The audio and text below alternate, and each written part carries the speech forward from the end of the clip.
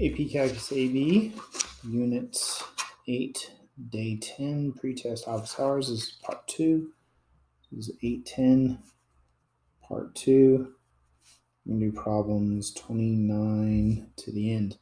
So we got a little more motion stuff here. This is a graph of velocity, which I don't know if we've really done this quite exactly yet. I know we've looked at some graphs of velocity and sketched some.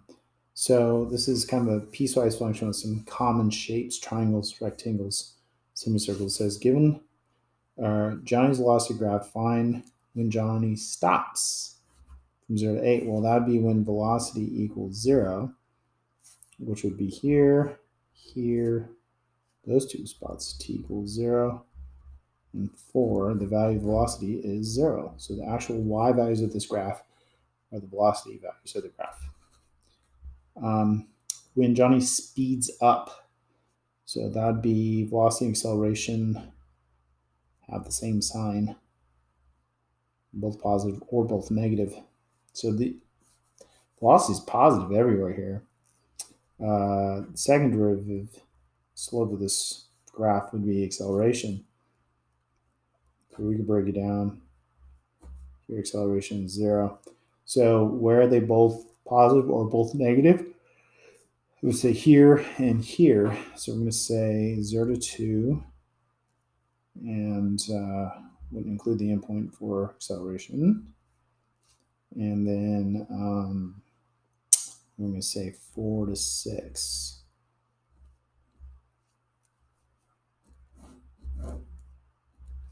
Okay, Johnny's total distance traveled. Now, this involves something I haven't really talked about yet. And I'm not going to put this on the test, but it's something good to start thinking about that we will be doing. Distance is the integral of speed, that means the integral of the absolute value of velocity, which means the area under the graph. So if we're doing from 0 to 8, it'd be 0 to 8. Assuming the area under the graph, you'd force it all to be positive first, which it already is, so that's not going to make a difference. So it's just going to be the area of these. It's going to be 1/2 of a circle pi r squared. The radius is 2, plus a triangle. 1/2 base is 2, height is 3, plus a rectangle. Base is 2, height is 3, no 1/2. You could have also done trapezoid for the triangle and rectangle together. But this is going to give you 3 and 6 together is 9 plus 2 pi. So kind of a new thing that we'll be talking about more. That little sneak preview of it. It shouldn't be on your test. Okay, Johnny's acceleration down number line is given by, so I'm giving acceleration. Johnny's initially at rest. That means he's not moving, so v sub 0 is 0. Position at time 1 is -1. So these are initial conditions, so you can find the c values. So you're going to want to probably find the equations first. So we have the acceleration equation. So then velocity is going to be the integral of v prime, which is going to be the integral of a, which is going to be the integral of 6t minus 6 dt. And so for that, we're going to get vt equals 6t squared over 2 minus 6t plus c. And that's where the initial condition comes in. Oh, this should have been position right here, velocity. So we have v sub 0. So if we plug 0 in,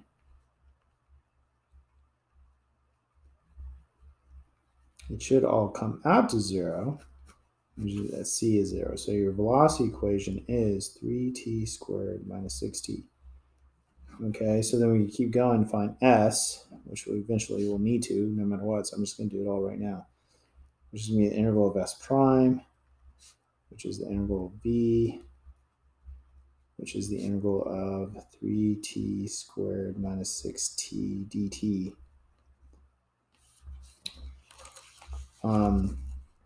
So st is going to equal 3t cubed over 3 minus 6t squared over 2 plus c. And so then The initial condition for S is at time 1, so plug 1 in. And it should come out to -1. So this is going to be -2. So C equals +1. So your S equation is now t cubed minus 3t squared plus 1.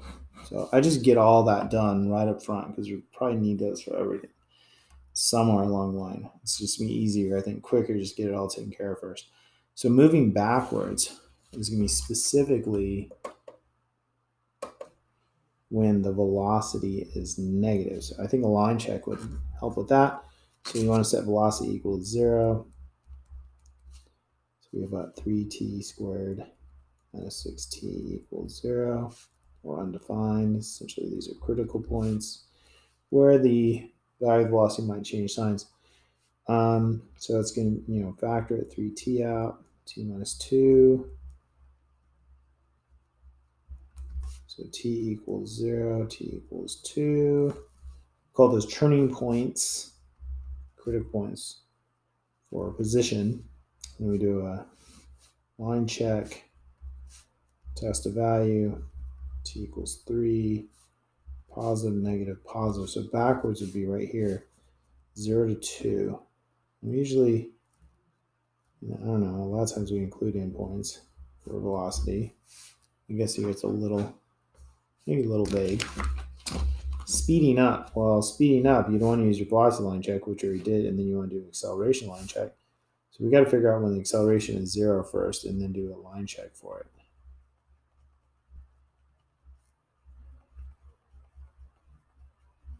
So we get t equals 1. So I'm going to do that line check here. Try and line up with the line check right above it. Test value. Tell me what you test. Label your line checks. Tell me what you test. I'm going to test 2. It's going to be positive, negative. So speeding up means they have the same sign. So right here, they have the same sign, and here they have the same sign. So we're going to say 0 to 1, and including 0 but not 1, and then 2 to infinity, and we include 2. We never include infinity. So that should be speeding up, 0 to 1, 2 to infinity. Slowing down would have been 1 to 2, and negative infinity 0, which we would have excluded for our answer because no negative time. Furthest to the left, 0 to 4. These are endpoints. Furthest to the left is min position. This is an EVT problem. So we got to find the critical points for S.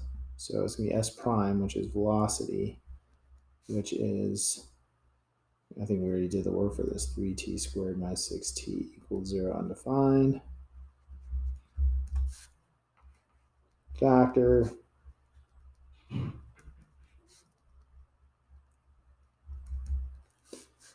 So t equals 0 and 2 are turning points, critical points, which is where max min positions could happen. We're going to do a table because we're doing the extreme value theorem. We'll plug in the endpoints and critical points, plug them into position.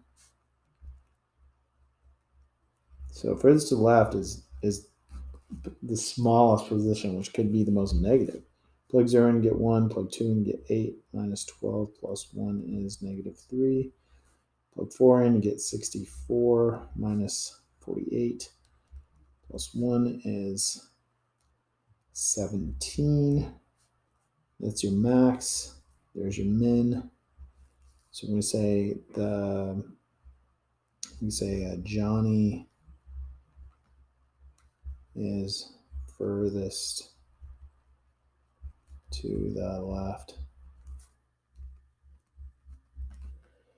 at S equals negative 3 at time t equals 2. And that's just a really good answer. If you want justification, you say by extreme value theorem, testing endpoints, critical points. Traveling at the least velocity. Well, that's min velocity, right? So this is another EVT. But we need to find the critical points of v, which is derivative v, which is acceleration, which is 6t minus 6 equals 0 undefined. And then we can factor it.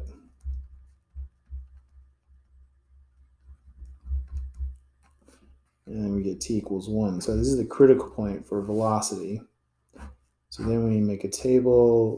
We're using the same endpoints, I assume. Otherwise, yeah. We'll plug these into velocity. We're trying to find velocity, so you should use velocity equation. I like to write it right here. Make sure you use the right one. 0, 0. 1 is -3. 4 is 48 minus 24, which is 24. This is your max velocity. This is your min velocity. So we can say the least velocity is -3 at time t equals 1. Okay. C31, giving acceleration, initial condition for velocity and position. So we're trying to work backwards to find position equations. So we got to start with velocity. It's the integral of v prime, which is the integral of a, which is the integral of sine 2t dt. You could use U-substitution on here, but I feel like, oh, it's going to be cosine 2t, but we need a 1/2, and of course we need negative, plus c. Because chain rule is just going to give you the extra 2 that I don't want. I mean, that's the only thing you got to worry about in chain rule here is just this extra number pops out. So it's kind of easy to fix. You do use substitution, it's going to be 3 extra steps to just get that 1/2, same answer. Let's use the initial condition and times 0. Plug that in. Should come out to 6. That's a 1. So c equals 6.5, 13 halves. So velocity is -1/2 cosine 2t plus 13 halves. And then position, it's going to be the integral s prime, which is the integral of velocity, which is the integral of -1/2 cosine 2t plus 13 halves dt, which is going to be -1/2. You have a sine 2t, you're going to need another 1/2 because another 2 is going to pop out, plus 13 halves t plus c. Okay, initial condition at time 0 is supposed to be at 8, so we have -1/4 sine of 0 plus 13 halves 0 plus c should come out to 8. Those go away, c equals 8. Final answer is st equals -1/4 sine 2t plus 13 halves t plus 8.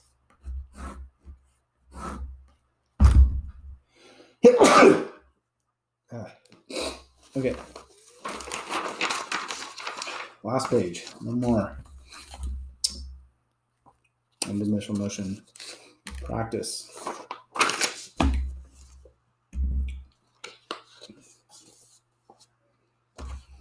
Okay.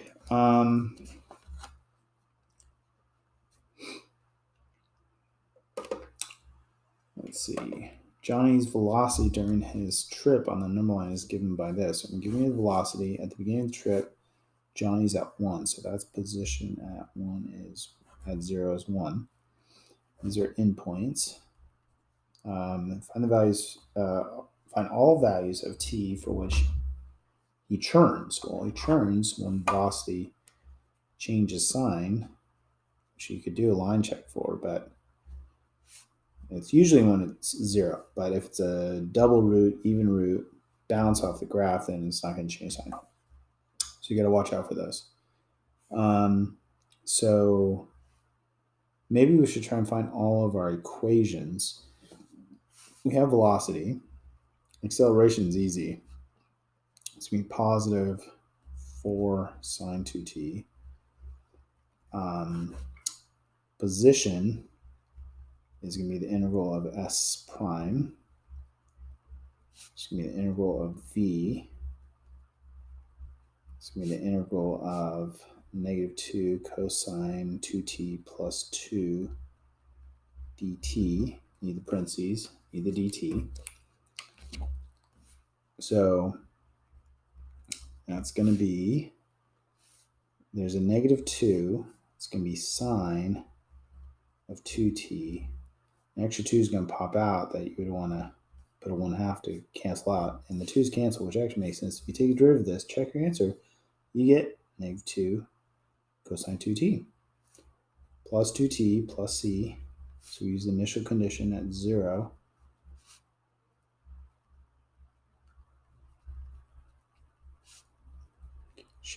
Should give you 1. Those are 0, so c equals 1. So your position equation is negative sine 2t plus 2t plus 1. All right, so we got that all figured out. So turns are going to be when velocity equals 0 and change of sign. So that's going to be velocity, which they just gave us. We might need to use these at some point for something else. So say equals 0 undefined. Undefined is not going to happen for trig here.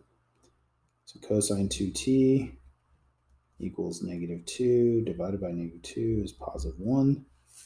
2t equals, when does cosine equal 1? 0 plus 2 pi k. So divide by 2, t equals 0 plus pi k. So t equals 0, pi, 2 pi, negative 2 pi, so forth. But here's the deal. This is when the trig graph bounces off the graph. Sine or cosine equal plus or minus 1. So actually none. Because even though velocity is 0, the velocity doesn't change sign. Tricky. Slows down. Well, we want to do line checks, right? We want A and B, acceleration and velocity, have opposite sign. So line check's helpful. We got some information that we need for line check up here for velocity. Acceleration, we found the equation, but we need to set it equal to 0, undefined. So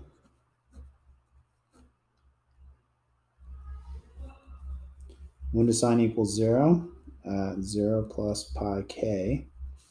So t equals 0 plus pi over 2k. So if we do a line check for velocity, it's going to be, our endpoints are 0. So 0, pi, 2 pi, test a point, t equals, we're going to plug this into velocity. So if we do, say, pi over 2, we cosine of pi, which is -1, that's going to be positive. So positive stays positive because those are those bounces off the graph issues, right? Acceleration, 0, pi over 2, pi, 3 pi over 2, 2 pi. In fact, but here's the deal. We're actually only supposed to go 0 to pi. Okay. So we're going to test the value. T equals pi over 4 into acceleration. That'd be sine of pi over 2, which is 1. It's going to be positive, and then negative, and then positive, and negative. So where do they have opposite signs? From pi over 2 to pi. We're not going to include it at pi over 2 pi because there's both ends of acceleration changing in sign. So it should be pi over 2 to pi. Speeding up would be 0 to pi over 2. They're both positive. Okay, maximum velocity. Well, we got to find the derivative of velocity, which is acceleration,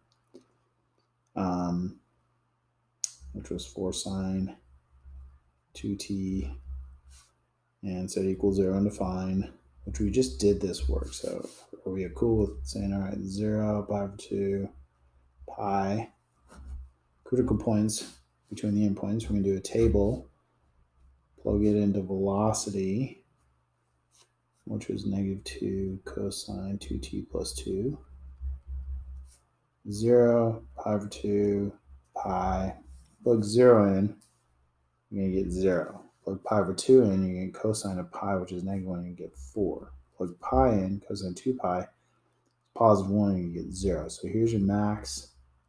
There's a tie for the min. So maximum velocity is 4 at time t equals pi over 2. That's a good answer. If you needed to justify it, say by extreme value theorem, checking in points and critical points. Okay, let's bring some gravity into this. Isaac throws a rock upwards on Oceana Beach from a platform at 64 feet per second. 1 second later, the rock is still headed upward and passes through the top of a 128-foot oak tree. Find the maximum height of Isaac's rock. So this one's a little interesting. They give you the initial velocity, v sub 0. Right? They tell you 1 second later that it goes through a 128-foot oak tree. So that's another initial condition. So we know that the equation for motion due to gravity is 1/2 gt squared plus v naught t plus s naught. I mean, I'd probably just memorize that. Now for us, we're going to use g equals negative 32 feet per second squared. So this one's going to have lots of units in it. So that gives you negative 16 t squared. V naught is 64 in this problem. S naught is 128. So that's your position equation, your velocity equation. It's going to be negative 32 t plus 64. And your acceleration equation should not be surprising that it comes out to just negative 32 on these gravity problems. So you have all your equations. Max height is max s. So we need critical points, endpoints. So time equals 0 should be one endpoint. Time of impact should be the other endpoint. Critical point, so s prime, which is velocity, is negative 32 t plus 64. And we need to set that equals 0 and to find critical points. So we're going to factor negative 32 out. And t equals 2. So that's a critical point, turning point. We also need endpoints. That we might need for something else. Impact, its flight. So we got one endpoint's time 0. No negative time. The other one is time of impact. So how do we figure out when impact happens? Is we set the position equal to 0. Right? Because that means it's at ground level when it hits the ground. Factor out, I think, the negative 16. That's going to be minus 4t minus 8. Did I do that right?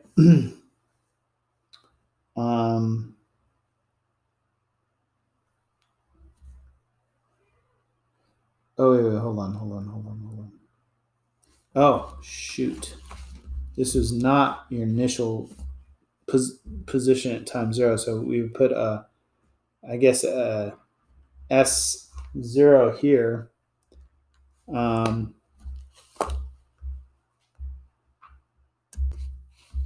Okay, so we need to do a little bit of work here. We got to find S naught, or it's like even a C value. So you would plug time 1 in and keep going. And it should come out to 128. Now, if we do that, so I'm having to do a little extra work here. You get negative 16 plus 64 plus S naught, or you can put a C value there. So this is going to be 48. And you subtract 48 and you get S naught equals 80. So there should be an 80 here. So down here, put 128, it should be 80. It's a little tricky. Now when I take 16 out, it's going to be 5, which is going to be a lot easier. I was like getting worried. So when we can actually factor this before, is we were going to have to use quadratic formula, which I guess is, it's a possibility. But it's going to be minus 5 plus 1, so t equals 5 and t equals -1. So usually you get 2 times of impact. If it starts at ground level, then 0 times 0 makes sense. But if it starts above ground level, the idea is that it starts here. It's going to actually think it's got to go backwards to hit the ground too. Here's the one we want. This is not the one we want. So we don't want any negative time. Okay, so now we have lots of good information. I think we're ready to finally do part A.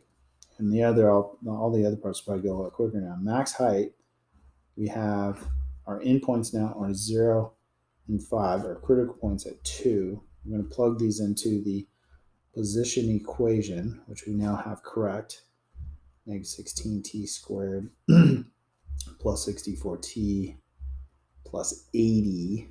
You plug 0 in, you get 80, which should make sense.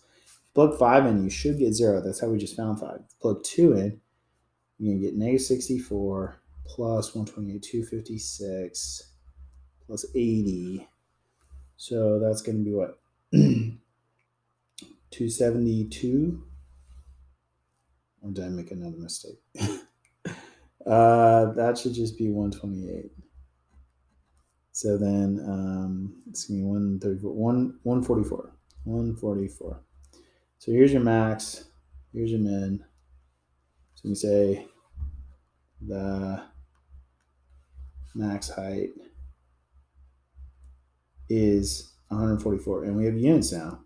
Feet at time t equals 2 seconds. We got units because of gravity. Okay, rock speed at impact. So speed is the absolute value of velocity. So we already found time of impact is at 5. So we're going to plug that into velocity and then take the absolute value to get the speed. So the velocity at 5, I don't think we've calculated yet. So we got to plug that in.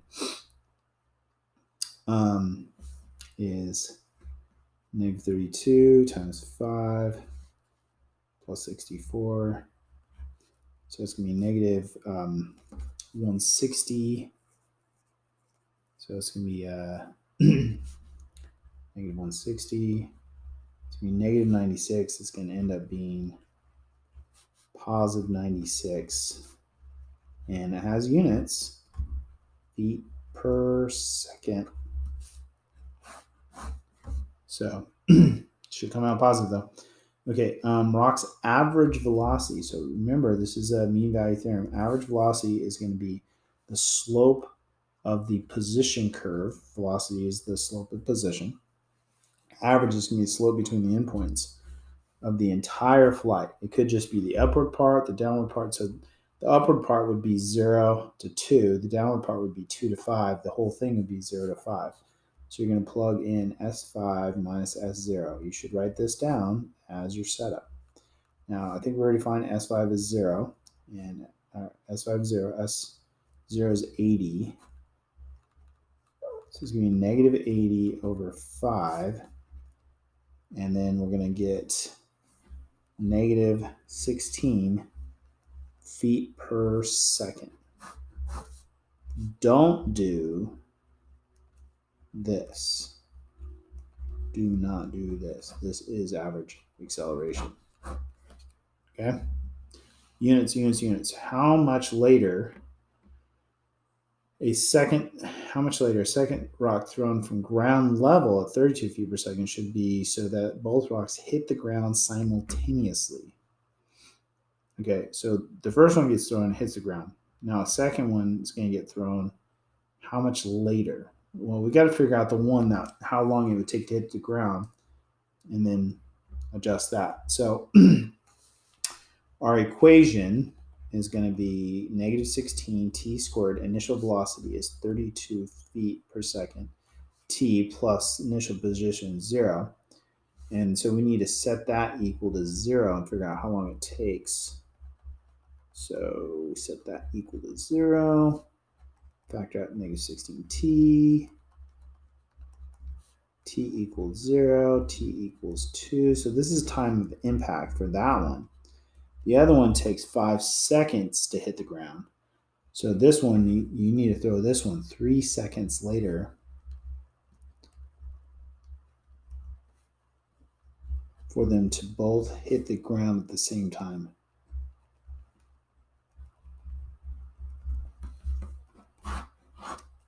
So kind of interesting. All right, that's it. Lots of good practice here.